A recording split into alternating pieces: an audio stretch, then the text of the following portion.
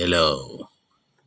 Meron akong isang napanood na maising video ni Sadhguru, isang guro sa India.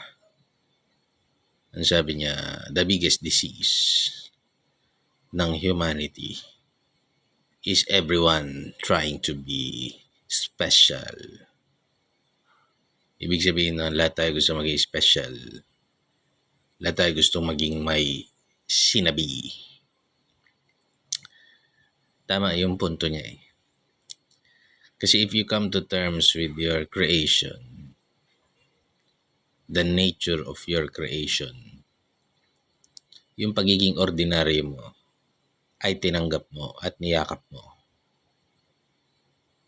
That is a big step sa pag-i-improve ng pagkatao mo spiritually. Kasi hindi naman lahat tayo magiging bilyonaryo, magiging NBA player o ano pa man, no? But if we have come to terms with our nature, ay talaga namang mag-i-improve tayo para sa sarili natin. Yun daw mga tao na masyado ang competitive edge. Yung gusto nila lagi nananalo sila ang angat, sila ang top. Yun daw yung mga taong may mahinang intellect.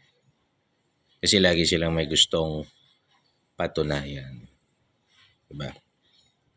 Sa larangan ng sports, syempre habang nakikipaglaban ka ng basketball o boxing, syempre makikipag-compete ka, you're playing na para manalo. Yun ang purpose naman eh. Pero deep inside, magiging maligaya ka anuman ang outcome kung pinagyaman mo yung sarili mo. And it will allow you to have a good sportsmanship.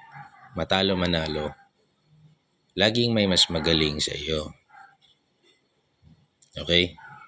So, kung kunwari basketball player ka, mag-i-improve ka bilang basketball player sa sarili mo, para sa sarili mo. Hindi mo kailangan mas maging magaling sa iba. At kung nilikha ka para maging isang basketball player at nagsisikap ka to improve yourself, likas na angat ka sa iba. Ganun talaga yon buhay. So, ang mindset niya is wag masyadong laging gustong nakalalamang. Practice on self-improvement. Accept na may mas higit sa iyo. Pero ikaw, ang hinihigitan mo lang ay ang iyong sarili.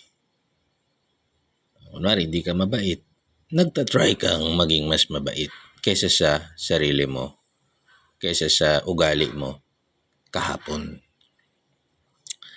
So yan siguro ang magandang ituro sa bata para hindi siya lumaking disappointed. Kasi minsan, kunwari magkaroon ka ng anak, wow, ang pogi nito, magiging artista ka, tapos di naging artista. Disappointment. You come to terms with your creation. Live simply. Tanggapin mo kung ano yung meron ka, kung ano ka, at pagyamanin mo nang hindi kailangang ikumpara sa iba. Hindi kailangang lamang ka sa iba.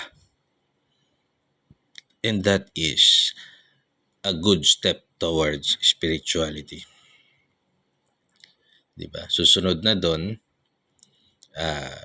aalamin mo na yung purpose kung bakit ka ba nilikha ng Diyos. At pag nahanap mo yung purpose na yon, siguradong you will thrive. Talagang pagyayamanin mo. Hindi man sa pera, hindi man sa maraming pupuri sa'yo, pero para doon ka. At papupurihan mo ang Diyos sa bawat biyayang ibinigay niya sa iyo. Diba? Kasi kapag ikaw ang utak mo, lagi kang lamang dapat sa iba, baka pati yung Diyos gusto mo ng lamangan. I'm talking about pride and arrogance na naging sakit ni Lucifer. Tapos, Pag narcissist ka, gusto mo lamang ka lagi. Matanda ka na, gusto mo ikaw pa rin ang pogi. Ganon. Diba? Ganon mga narcissist. O lahat ng sinasabi mo tama. Wala na makinig sa iyo. Diba? Wala na makinig. Wala nang re-respeto sa iyo. Wala kang magawang impact na mabuti sa mundo. Okay. So, God bless you.